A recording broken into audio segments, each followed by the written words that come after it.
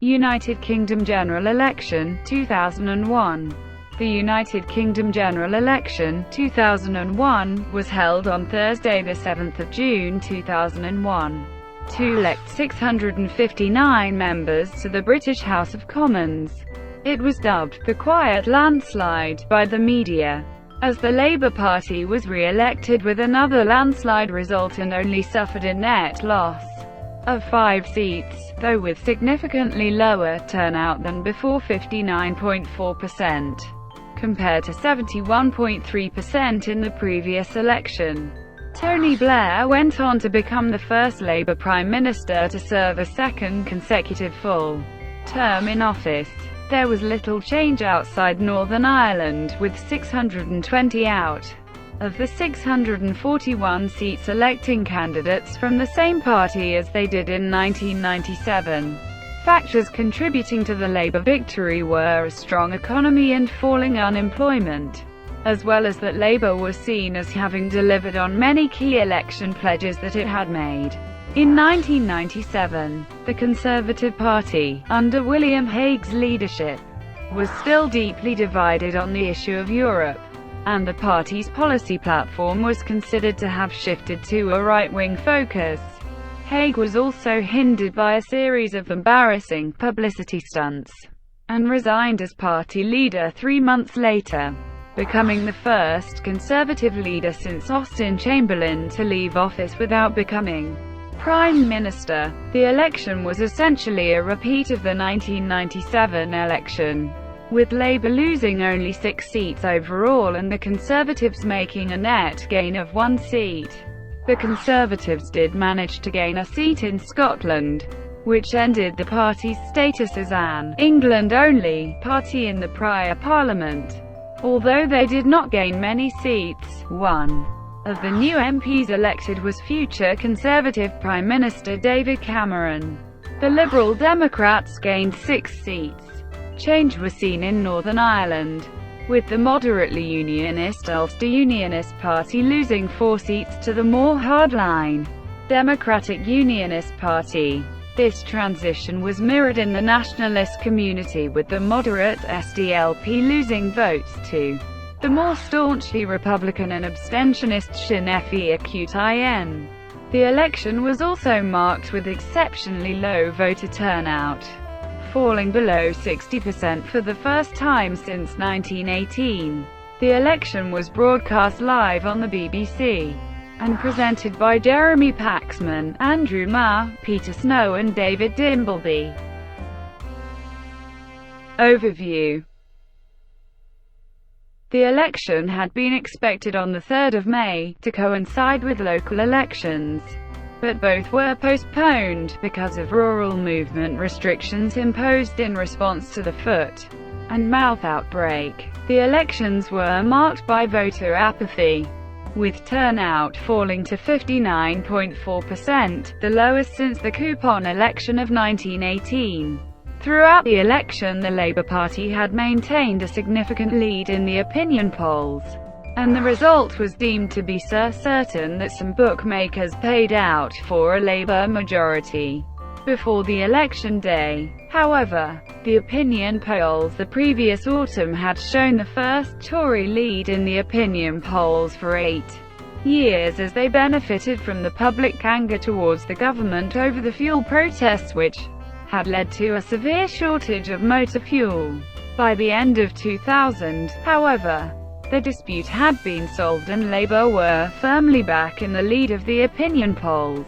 In total, a mere 29 parliamentary seats changed hands at the 2001 election.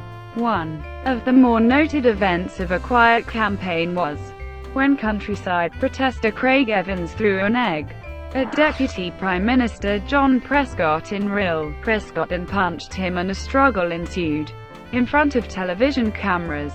2001 also saw the rare election of an independent. Dr. Richard Taylor of independent Kidderminster Hospital and Health Concern unseated her government minister. There was also a high vote for British National Party leader Nick Griffin in Oldham, in the wake of recent race riots in the town.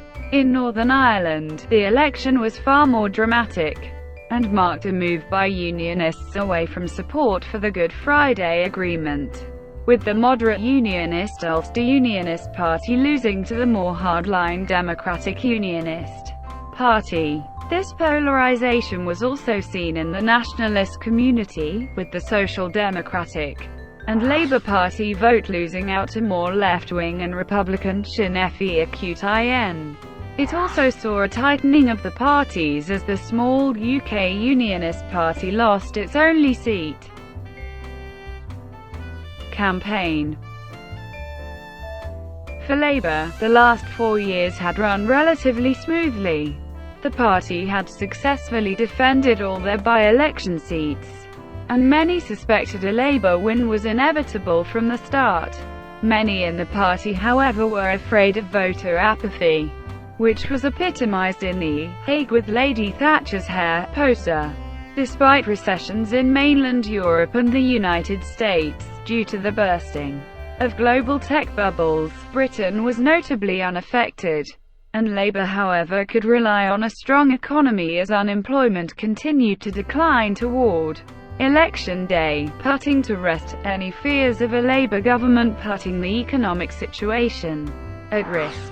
For William Hague, however, the Conservative Party had still not fully recovered from the loss in 1997. The party was still divided over Europe, and talk of a referendum on joining the Eurozone was rife. As Labour remained at the political centre, the Tories moved to the right. A policy gaffe by Oliver Letwin over public spending cuts left the party with an own goal that Labour soon took advantage of. Margaret Thatcher also added to Hague's troubles when speaking out strongly against the euro to applause. Hague himself, although a witty performer at PMQs, was dogged in the press and reminded of his speech at Conservative conference at the age of 16. The Sun newspaper only added to the Conservatives' woes by backing Labour once again, calling Hague a dead parrot. The Tories campaigned on a strongly right-wing platform, emphasizing the issues of Europe, immigration and tax, a fabled Tebbit Trinity. However, Labour countered by asking where the proposed tax cuts were going to come from, and decried the Tory policy as cut here, cut there, cut everywhere, in reference to the widespread belief that the Conservatives would make major cuts to public services in order to fund tax cuts. For the Liberal Democrats, this was the first election for leader Charles Kennedy. Controversy. During the election, Sharon Storer, a resident of Birmingham, criticized Prime Minister Tony Blair in front of television cameras about conditions in the National Health Service. The widely televised incident happened on the 16th of May during a campaign visit by Blair to the Queen Elizabeth Hospital in Birmingham. Sharon Storer's partner, Keith Sedgwick, a cancer patient with non-Hodgkin's lymphoma and therefore highly susceptible to infection, was being treated at the time in the bone marrow unit, but no bed could be found for him, and he was transferred to the casualty unit for his first 24 hours. Results. The election result was effectively a repeat of 1997, as the Labour Party retained an overwhelming majority, having presided over relatively serene political, economic and social conditions. The feeling of prosperity in the United Kingdom had been maintained into the new millennium, and Labour would have a free hand to assert its ideals in the subsequent Parliament. Despite the victory, voter apathy was a major issue, as turnout fell below 60%, 12% down on 1997. All of the three main parties saw their total votes fall, with Labour's total vote dropping by 2.8 million on 1997, the Conservatives 1.3 million, and the Liberal Democrats 428,000. Some suggested this dramatic fall was a sign of the general acceptance of the status quo and the likelihood of Labour's majority remaining unassailable. For the Conservatives, the huge loss they had sustained in 1997 was repeated. Despite gaining 9 seats, the Tories lost 8 to the Liberal Democrats, and 1 even to Labour. The inevitable result was the speedy resignation of William Hague in the election aftermath. Some believed that Hague had been unlucky, although most considered him to be a talented orator and an intelligent statesman. He had come up against the charismatic Tony Blair in the peak of his political career, and it was no surprise that little progress was made in reducing Labour's majority after a relatively smooth parliament. Staying at what they considered rock bottom, however, showed that the Conservatives had failed to improve their negative public image, had remained somewhat disunited over Europe, and had not regained the trust that they had lost in the 1990s. But in Scotland, despite gaining 1 seat from the SNP, the vote collapse continued. They failed to retake former strongholds in Scotland as the Nationalists consolidated their grip on the northeastern portion of the country. The Liberal Democrats could point to steady progress under Charles Kennedy, gaining more seats than the main 2 parties, albeit only 6 overall, and maintaining the performance of a pleasing 1997 election, where the party had doubled its number of seats from 20 to 46. While they had yet to become electable as a government, they underlined their growing reputation as a worthwhile alternative to Labour and Conservative, offering plenty of debate in Parliament and not just representing a protest vote. The SNP failed to gain any seats and lost a seat to the Conservatives by just 79 votes. Plaid Cymru both gained a seat from Labour and lost 1 to them. In all parties with more than 500 votes shown, the seat gains reflect changes on the 1997 general election result. 2 seats had changed hands in by-elections in the intervening period. These were as follows: Romsey from Conservative to Liberal Democrats. This seat stayed Liberal Democrat in 2001. South Antrim from Ulster Unionists to Democratic Unionists. This seat reverted to the Ulster Unionists in 2001.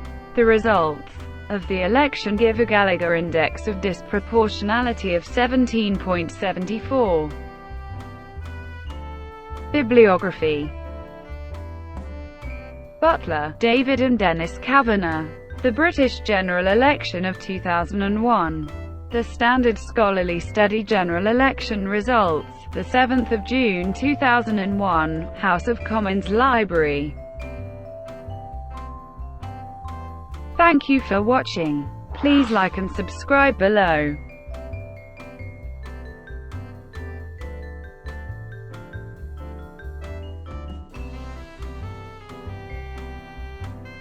Please like and subscribe below.